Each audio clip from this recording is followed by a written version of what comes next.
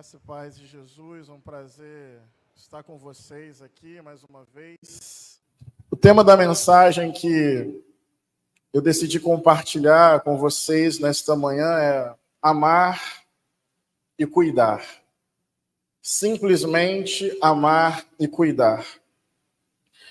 Eu escolhi 4 versos diferentes de evangelhos diferentes, o que nem é recomendável do ponto de vista da hermenêutica, da exegese que aprendemos no seminário. Mas vocês vão entender por quê. Em Mateus, capítulo 27, verso 46, no contexto da cruz, Jesus faz uma pergunta muito dura, dolorosa e sofrida, que vocês conhecem bem. Deus meu, por que me abandonaste? Uma pergunta do fundo de um coração muito sofrido no momento limite da vida. Mas se você vai a Mateus 26, verso 39, numa outra abordagem sobre a cruz, Jesus, antes mesmo de chegar ao Calvário, no Getsêmani, no Jardim das Oliveiras, tremendo de medo, vai dizer: Pai, se possível, afasta de mim este cálice. Pai, se possível, afasta de mim este cálice.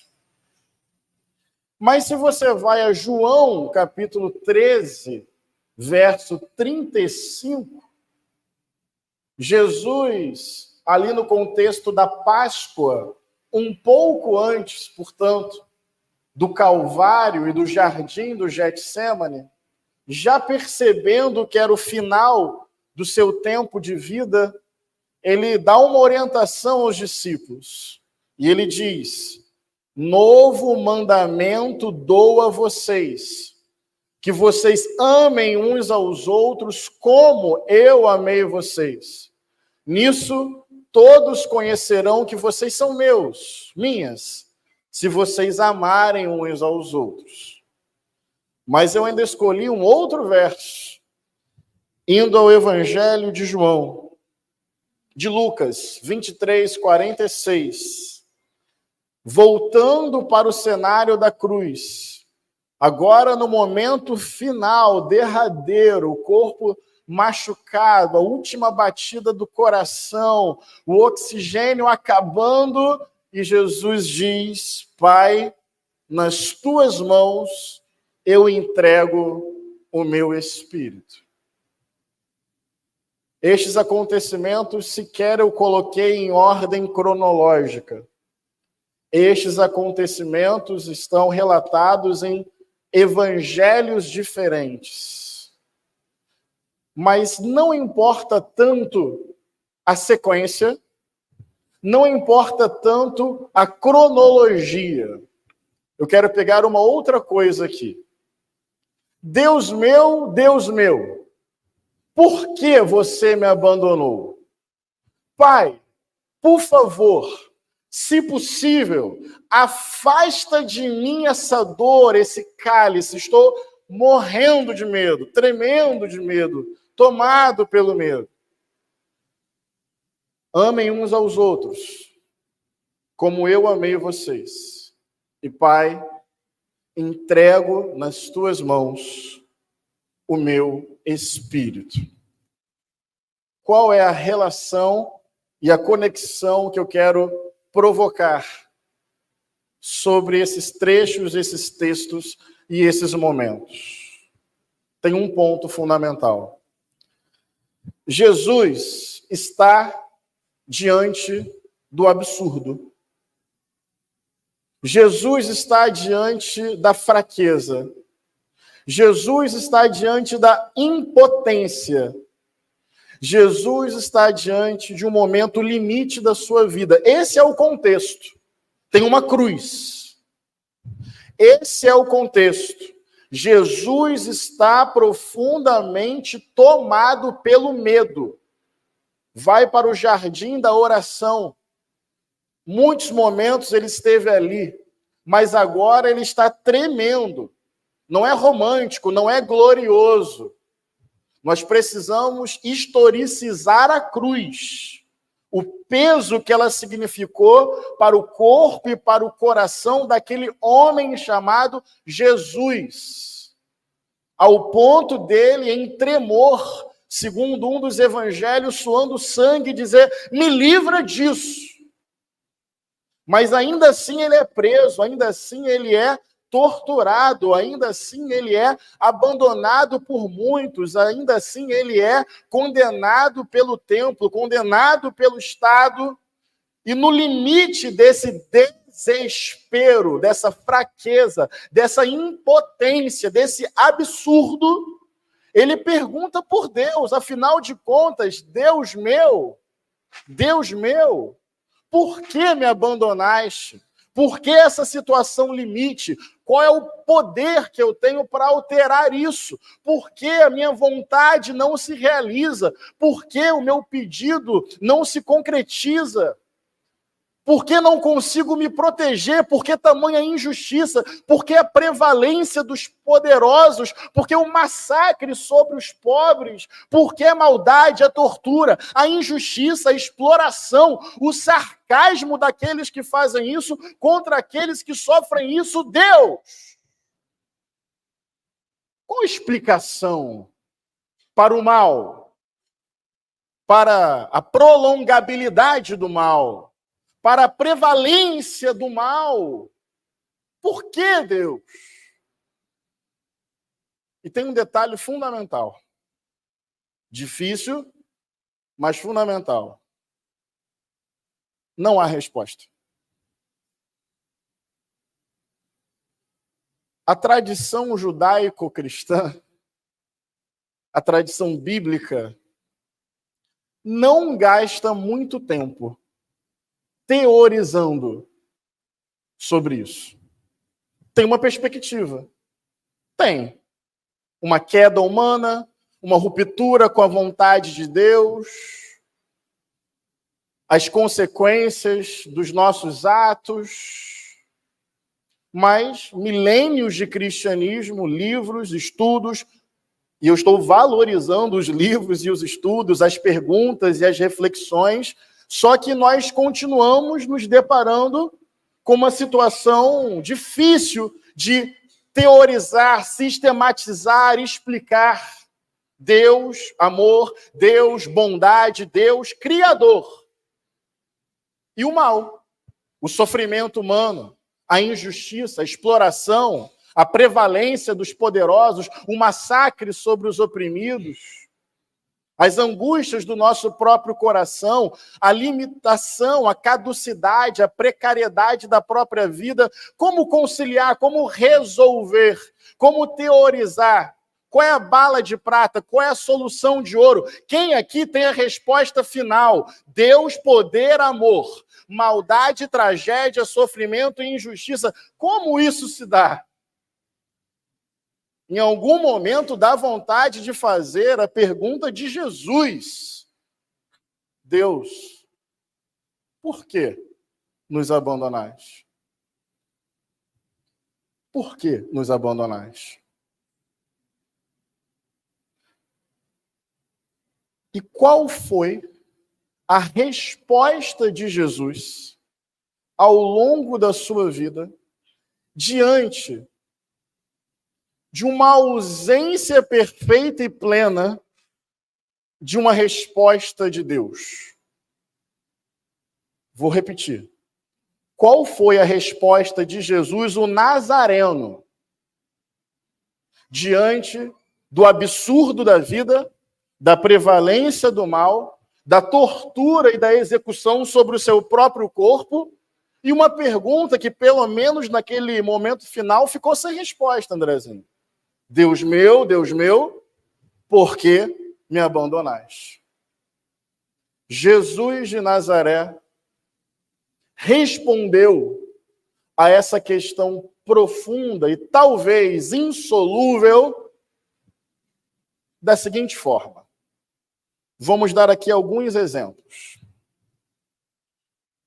Na Páscoa, ciente da proximidade da cruz, percebendo o limite da sua vida e a prevalência da injustiça, Jesus chamou os seus discípulos, estendeu uma mesa da comunhão, partilhou o pão e depois lavou os pés dos seus discípulos. Conseguem visualizar esse momento? O que está acontecendo ali fora, perto de onde Jesus está, não é uma festa. Não tem uma multidão aguardando Jesus, dizendo, Hosana nas alturas, bendito que vem em nome do Senhor. Já não é mais isso. Não é uma multidão ansiosa esperando alguém num momento de alta popularidade. Pelo contrário, talvez já seja possível ouvir o barulho da tropa. Dá para perceber que a multidão se dispersou.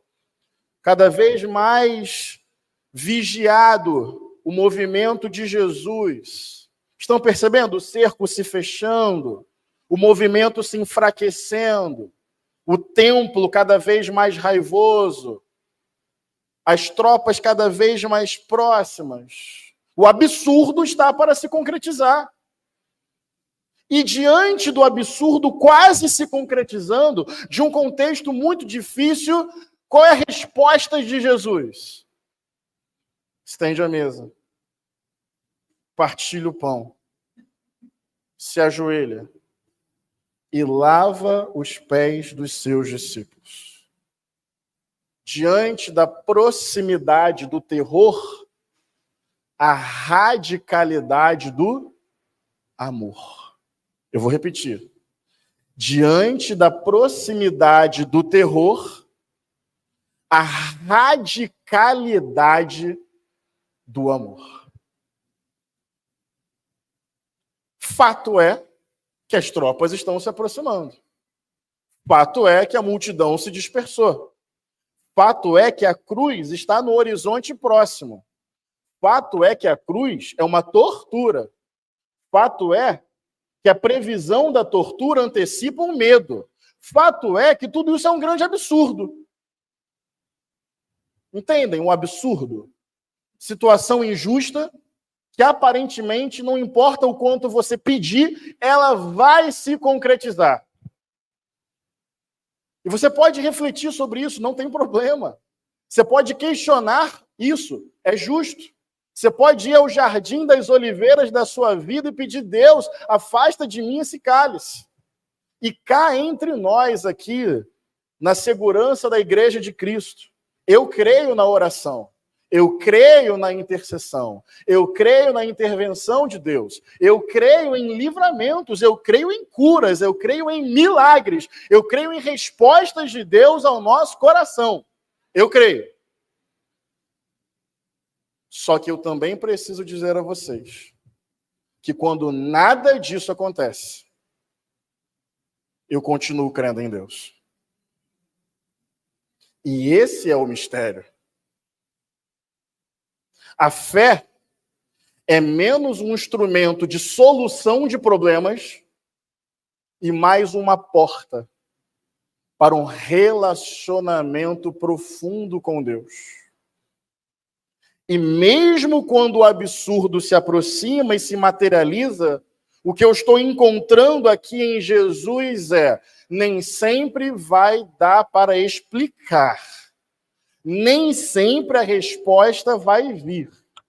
Mas sempre será possível responder ao absurdo que a vida propõe ou impõe, amando e cuidando. Se puder me ver umas 4 toalhas aí.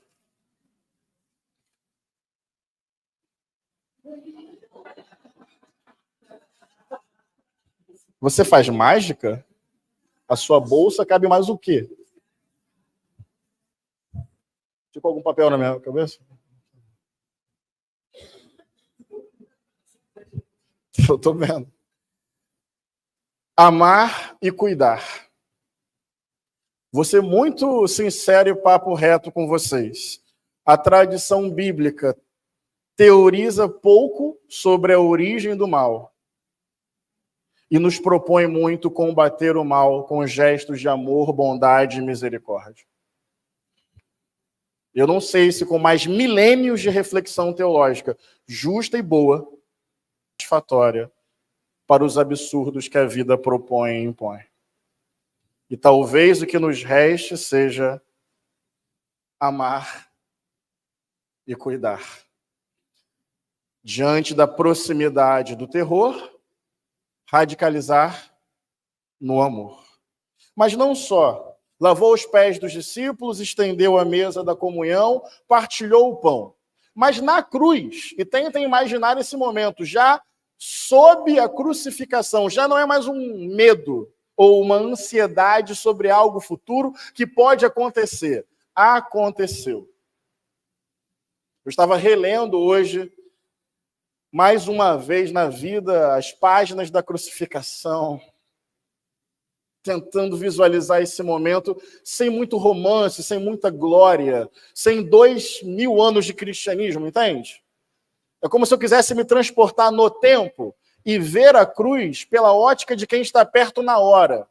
E não 2000 anos depois. Tem o cristianismo, o ocidente cristão, católicos, protestantes, músicas, hinos, peças e filmes. Talvez a figura mais conhecida da história mundial, independente de filho de Deus, Jesus de Nazaré, muito conhecido. Eu tentei ler hoje, mais uma vez, sem esse acúmulo global, milenar.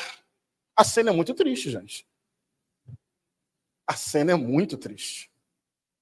Ver os discípulos se afastando, ver Jesus sendo cuspido, ver Jesus tomando tapa na cara, ver líderes religiosos dizendo: não salvou os outros, não vai salvar a você mesmo. Uma certa sátira diante de alguém que está sob tortura.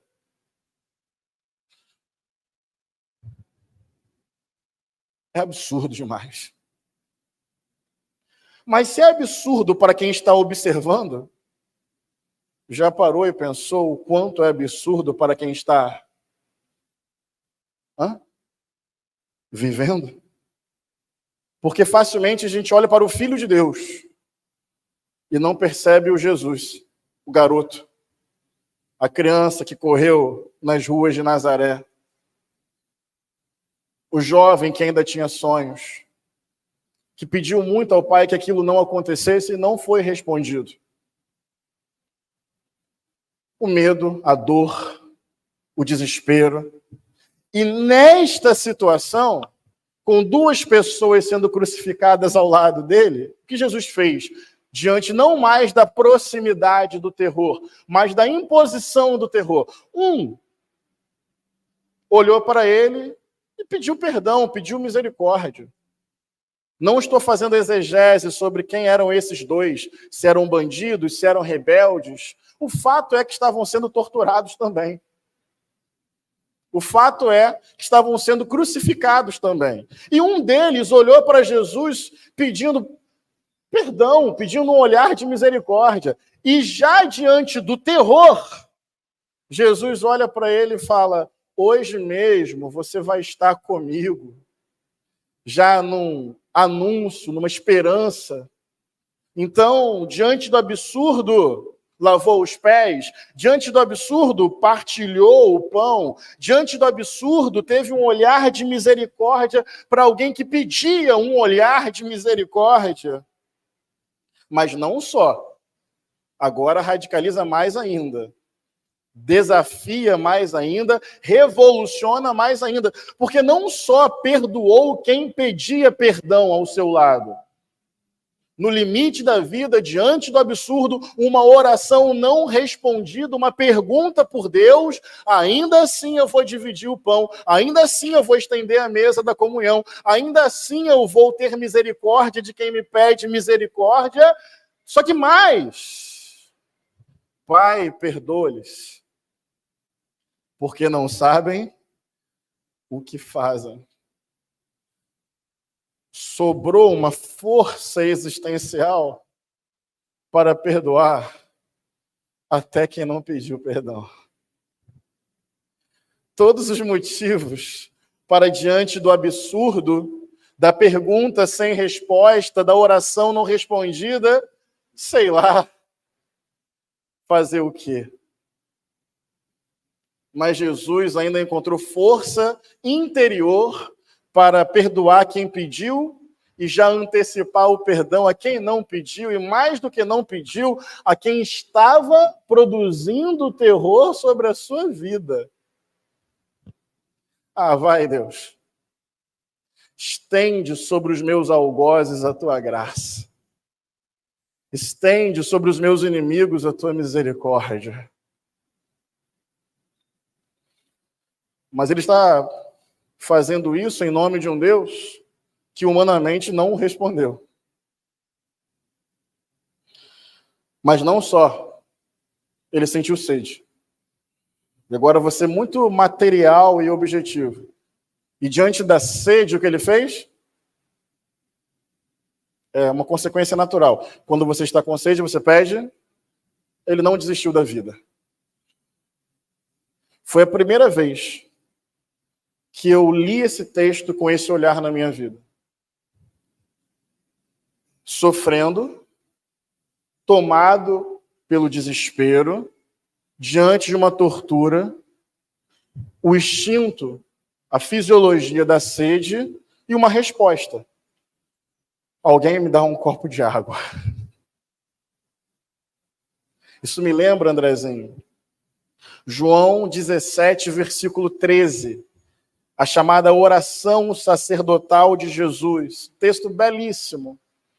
Quando, segundo a memória do Evangelho de João, Jesus ora por todos que viriam a crer nele, de todas as épocas.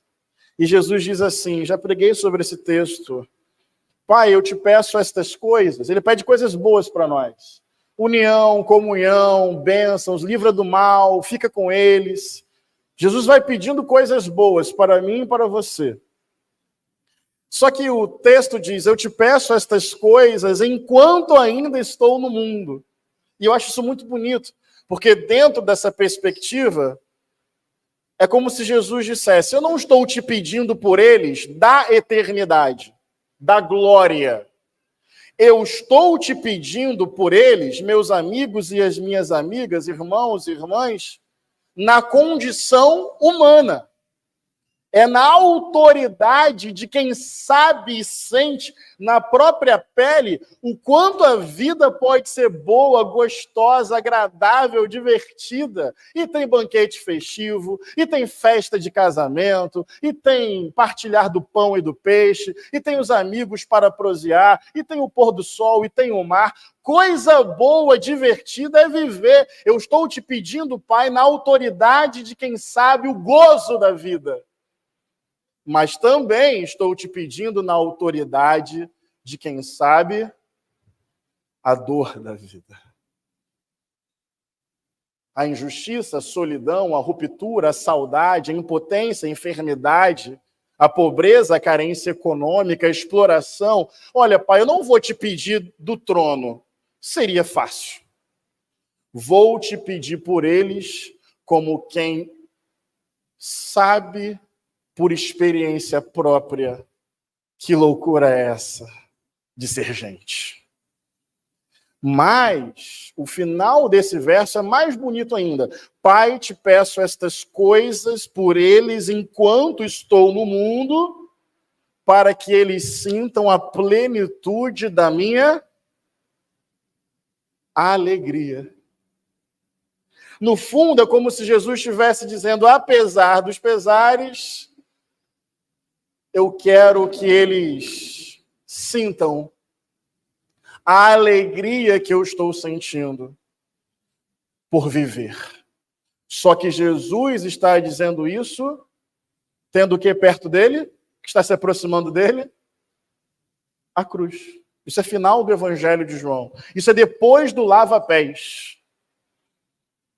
Então, tenho sede, me dá água.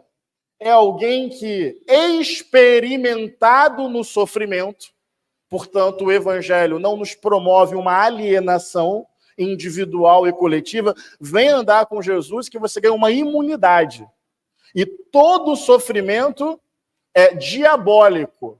E você deve repreender em nome de Jesus. E se está acontecendo, alguma culpa você tem, alguma brecha você deu para o inimigo. Eu diria que essa teologia é diabólica. Ela pesa quem está sofrendo. Culpabiliza mais quem está doente. Está com um peso na alma, angústia no coração, enfrentando uma crise de ansiedade, uma crise de pânico, um desespero, torcendo para o Fluminense, qualquer coisa ruim.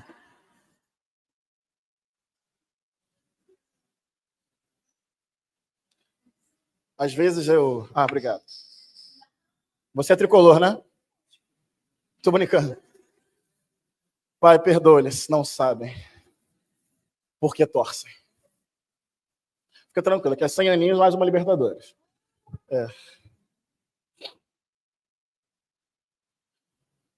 Jesus acolhe o sofrimento, respeita o sofrimento, não propõe uma anestesia e, infelizmente, não nos explica totalmente a origem do mal. Vai ser minha primeira reclamação ao chegar no céu.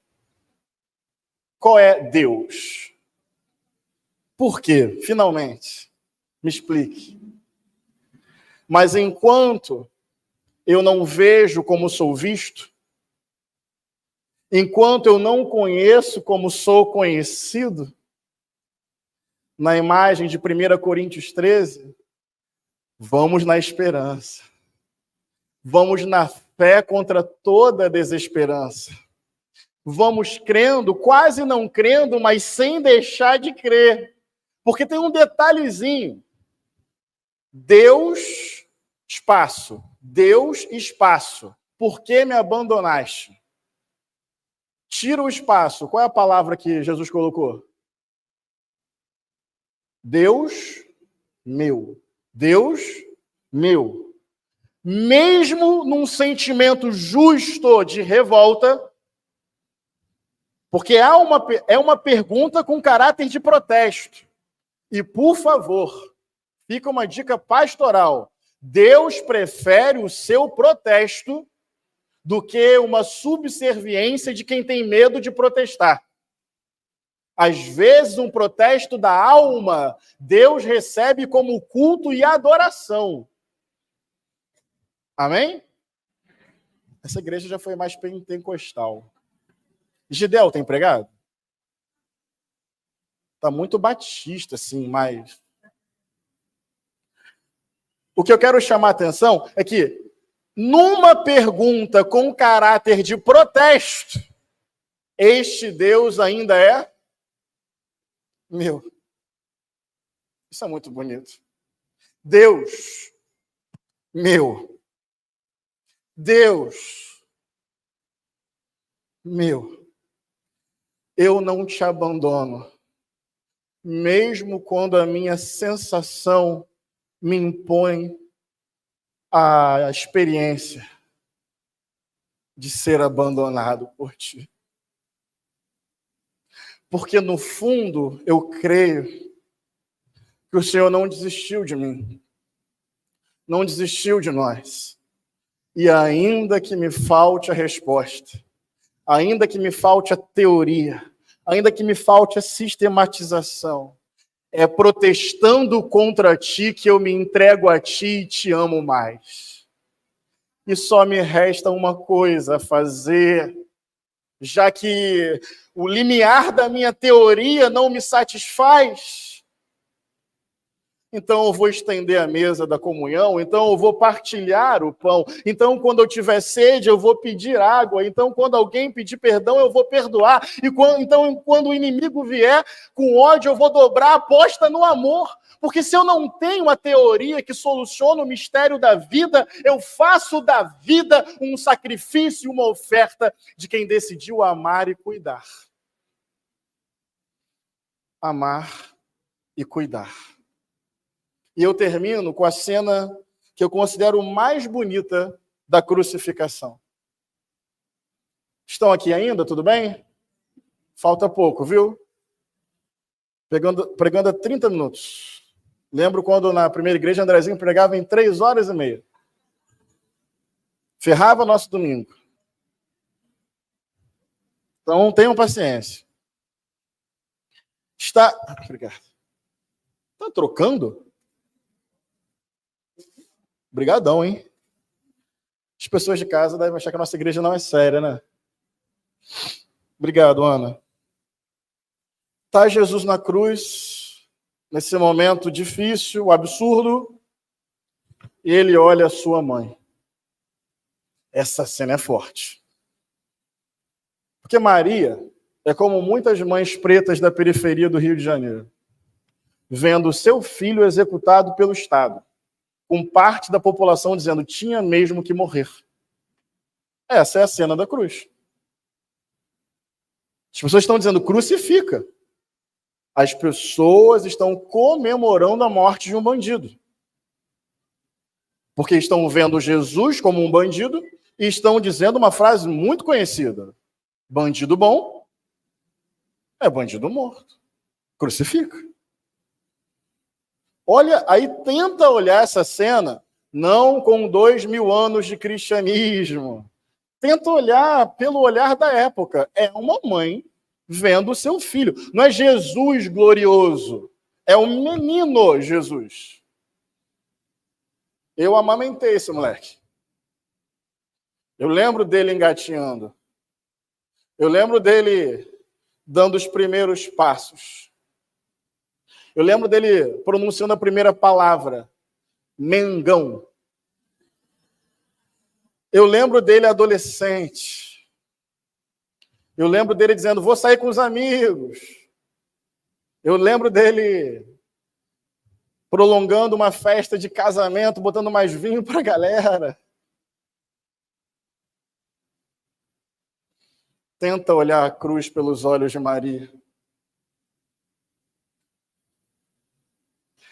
E Jesus vê que perto dela tem um discípulo. Tem outras mulheres ali, aliás, as mais corajosas, né?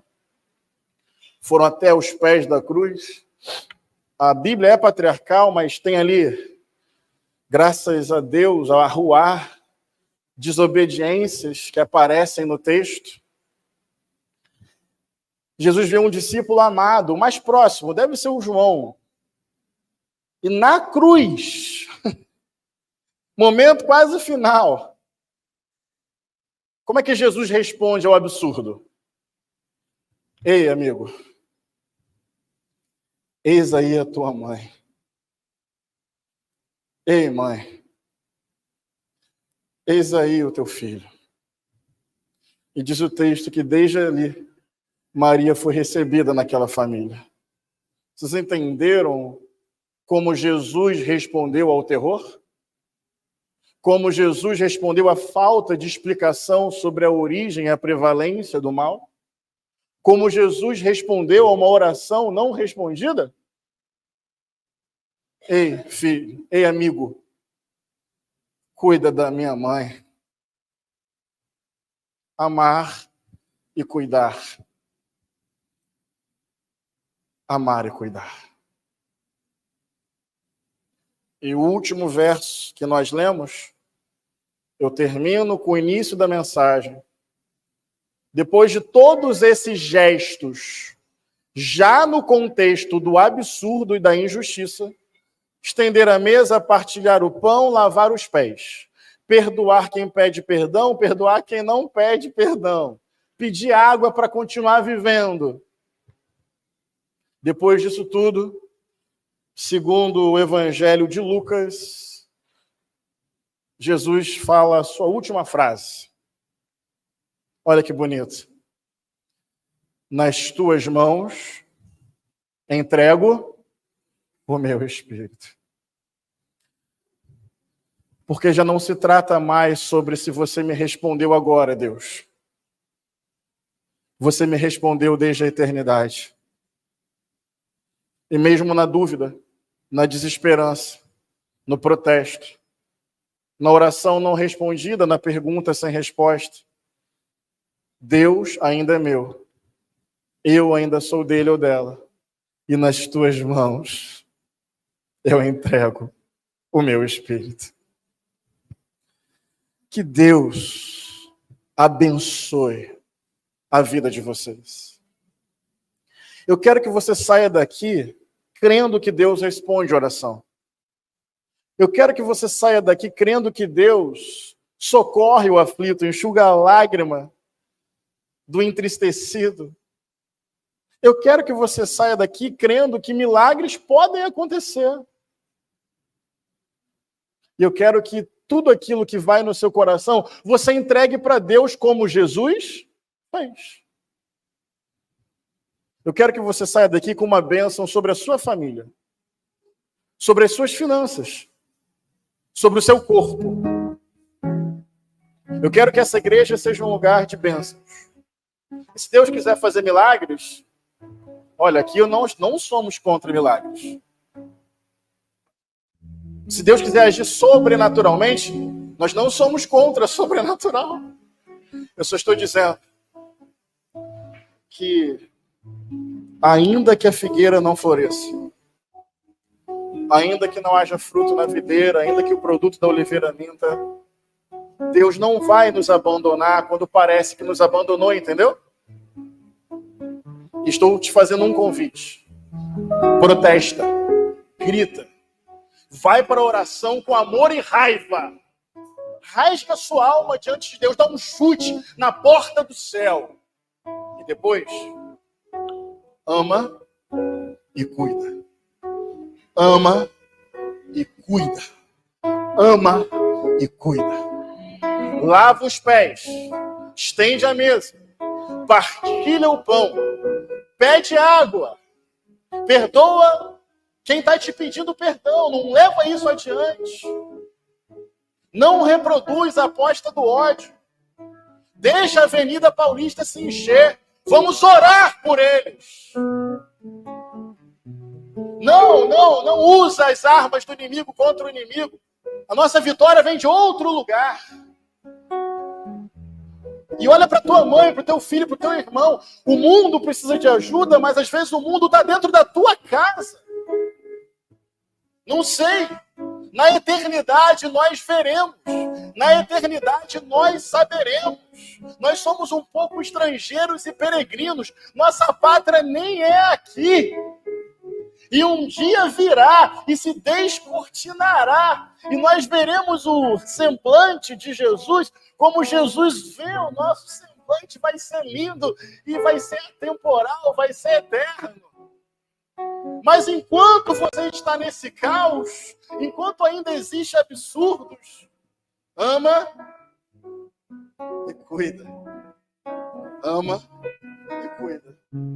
Ama e cuida. Deus abençoe vocês.